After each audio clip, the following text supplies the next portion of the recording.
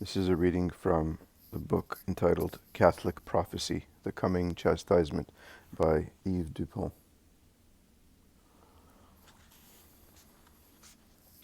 28. Magdeburg Chronicle. Of the blood of the Emperor Charles the Great and of the kings of France shall arise an emperor named Charles, who shall rule in Europe, by whom the decayed estate of the Church shall be reformed, and the ancient glory of the empire restored. Comment. The Bible says that we do not know either the hour or the day when Christ will come again. Christ, however, gave us a number of indications in order to enable us to determine the approximate period. The Fathers and the doctors of the Church wrote at length on these proximate signs. The return of the Jews to their land is one of them. The end of the Roman Empire is another. Thus, all those private prophecies which announce the restoration of the empire to be followed by Antichrist are elaborating on, but adding nothing new to the general outline of events recorded in the Bible. 29. Abbot Joachim Merlin, 13th century. After many long sufferings endured by Christians, and after too great an effusion of innocent blood, the Lord shall give peace and happiness to the desolated nations. A remarkable pope will be seated on the pontifical throne under the special protection of the angels. Holy and full of gentleness, he shall undo all wrong. He shall recover the estate of the Church and reunite the exiled temporal powers. He shall be revered by everybody, and shall recover the kingdom of Jerusalem. He shall reunite the eastern and western churches. The sanctity of this beneficent pontiff will be so great that the highest potentates shall bow down in his presence. All men will return to the primitive church, and there shall be only one pastor, one law, one master, humble, modest, and fearing God. Before being firmly and solidly established in the Holy See, however, there will be countless wars and violent conflicts during which the sacred throne will be shaken. But through the favor of divine mercy, moved by the prayers of the faithful, everything will succeed so well that they shall be able to sing hymns of thanksgiving to the glory of the Lord. In order to obtain these happy results, having need of a powerful temporal assistance, the Holy Pontiff will ask for the collaboration of the generous monarch of France. Comment. All this talk about kings, thrones, and kingdoms may well seem so hopelessly out of date that the reader may be tempted to dismiss all these prophecies as rank nonsense. I am well aware of this. We have all been brought up in the belief that popular forms of government mean progress, and that democracy and progress are inseparable. Under those premises, therefore, a return to non-popular forms of government, it is thought, must needs mean a return to the Dark Ages. But we should not be too optimistic in our assessment of the modern world. The history of past civilization shows that governments have been in the main non-popular, and no one will deny that some of the extinct civilizations reached very high standards indeed. Reviewing past civilizations in a previous book which I published in the French language, I gave evidence that these periods enjoyed comparative stability. Wars there were, of course, but these wars did not involve the whole nation and the whole people as they do now, but only the regular armies of professional soldiers. In point of fact, it was Napoleon I who first introduced compulsory conscription on a large scale, thus forcing other European nations to follow suit. Therefore, the myth of popular sovereignty soon gave rise to the very real curse of popular involvement in warfare.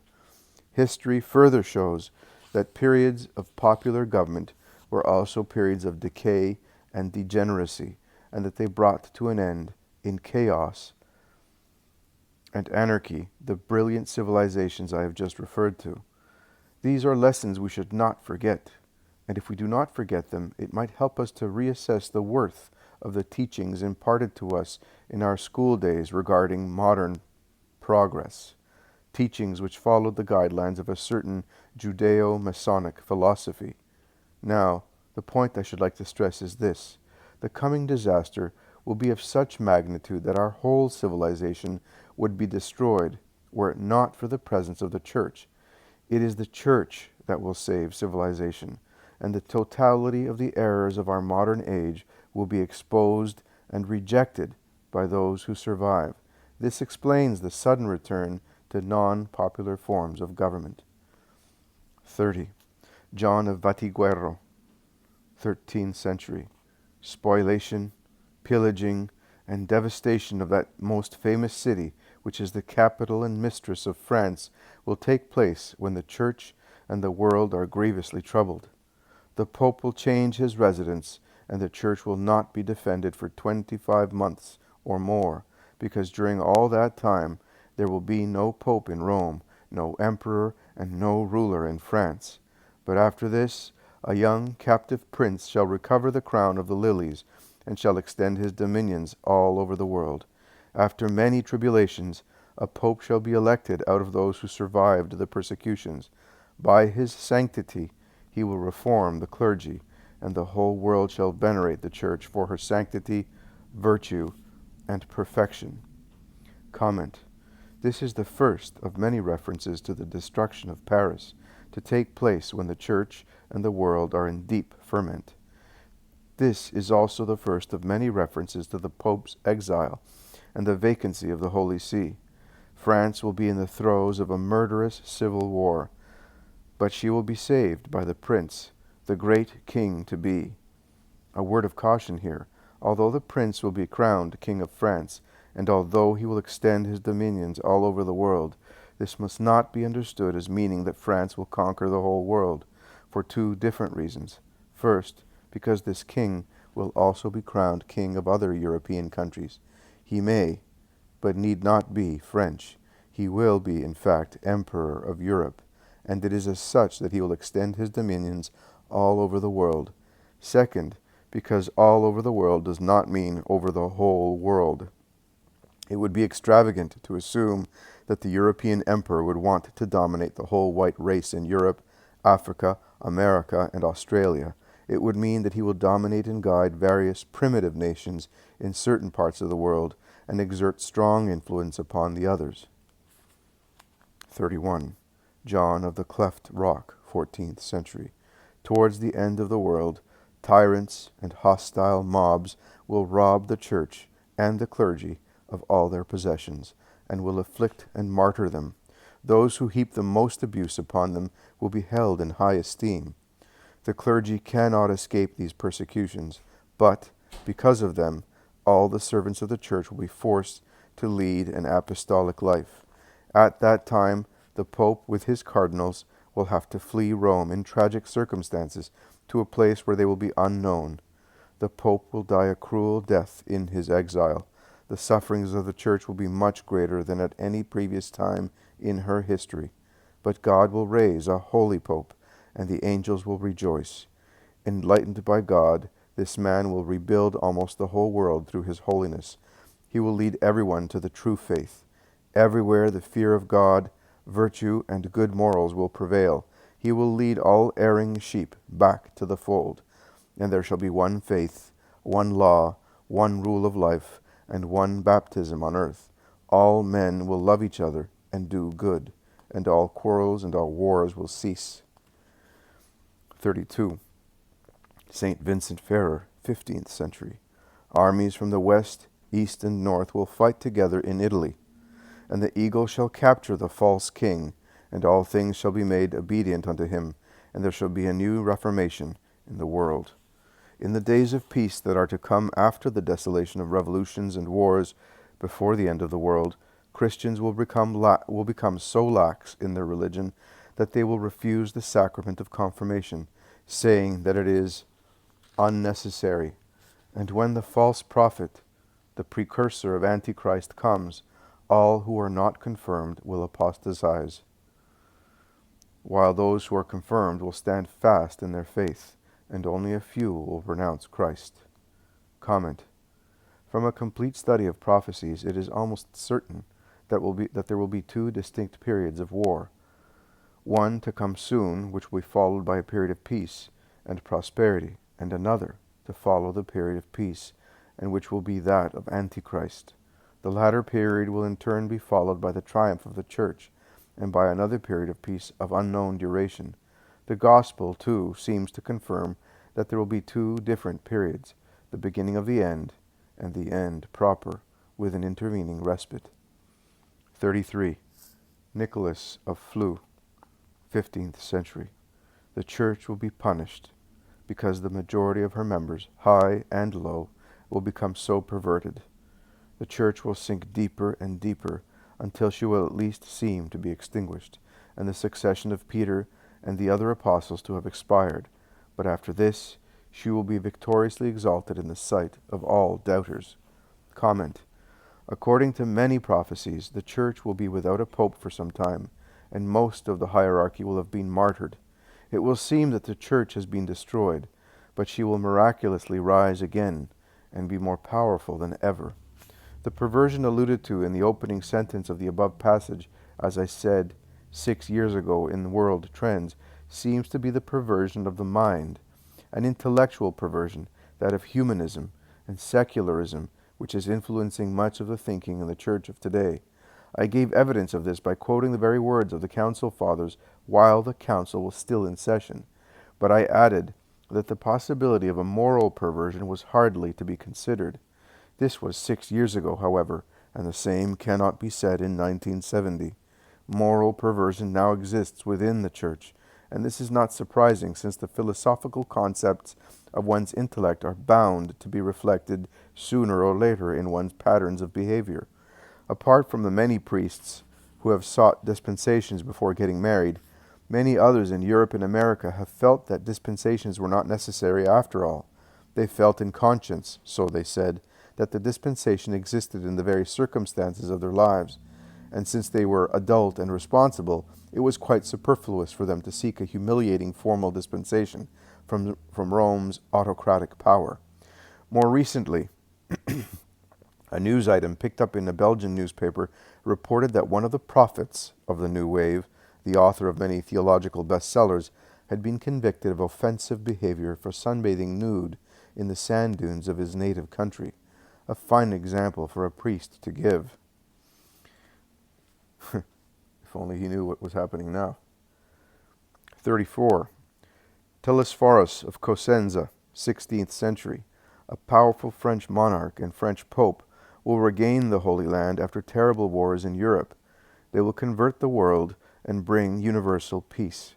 They will overcome the German ruler. Comment.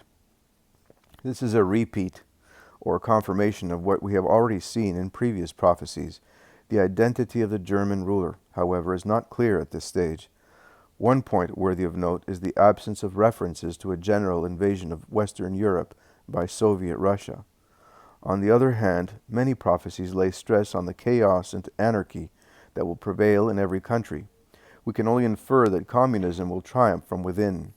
At the same time, however, a revolution in Russia will shake the foundations of the communist regime there. Another possibility is that Soviet Russia will be so involved in an Asian conflict that it will be unable to interfere with Western Europe. 35. David Porreas, 17th century. The Great Monarch will be of French descent, large forehead, large dark eyes, light brown wavy hair, and an eagle nose. He will crush the enemies of the Pope and will conquer the East. Comment. As said before, the great king will be of French descent, but not necessarily French in the narrow sense.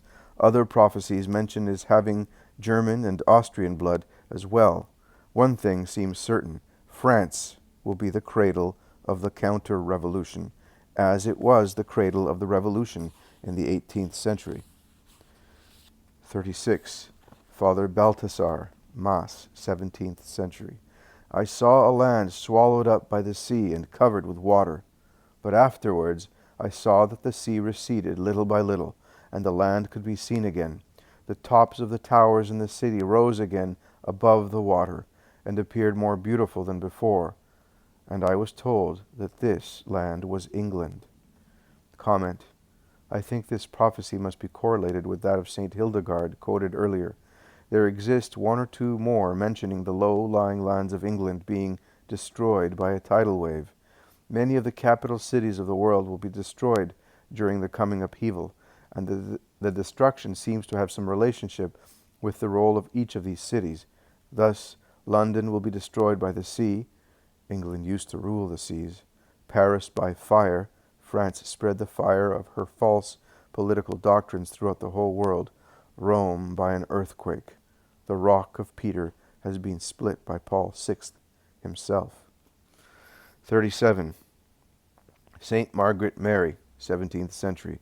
I understand that the devotion of the Sacred Heart is a last effort of his love towards the Christians of these latter days by offering to them an object and means so calculated to persuade them to love him. Comment. Salvation is in the Sacred Heart, not in some pragmatic updating and not in some humanistic rewording of the Holy Mass. Recently, a priest wrote in a Catholic paper, "Our people do not go much to benediction these days. Devotion generally is decreasing." And a few lines below he went on to say, "People are becoming more and more social. They increasingly realize the necessity of living in the modern world." The context of this article made it obvious that the parallel was not intentional, but the relation of cause and effect is inescapable. The world seems more important than the Eucharist. This is surely not the way to salvation. As a matter of fact, it is quite untrue to say that the Catholic people as a whole are becoming more social, in the sense understood by this priest. We are all aware, of course, that interdependence is increasing, and that we are living in the modern world. But this is no justification for the frantic efforts of the progressives to make us live like the modern world, still less for the unpardonable sacrilege of making the Mass a sort of social gathering. The agitation for a reform of the Mass did not come from the Catholic people. It came from a handful of intellectuals, obsessed with Taylorian concepts. One clear result, however, is the decline in devotional practices in general, and in the devotion of the Sacred Heart in particular. 38. Blessed Mary of Agreda, 17th century. It was revealed to me that through the intercession of the Mother of God, all heresies will disappear. The victory over heresies has been reserved by Christ for his Blessed Mother. In the latter days, the Lord will in a special manner spread the renown of his Mother. Mary began salvation, and by her intercession it will be completed. Before the second coming of Christ, Mary, more than ever, must shine in mercy, might, and grace in order to bring unbelievers into the Catholic faith. The power of Mary in the latter days will be very conspicuous.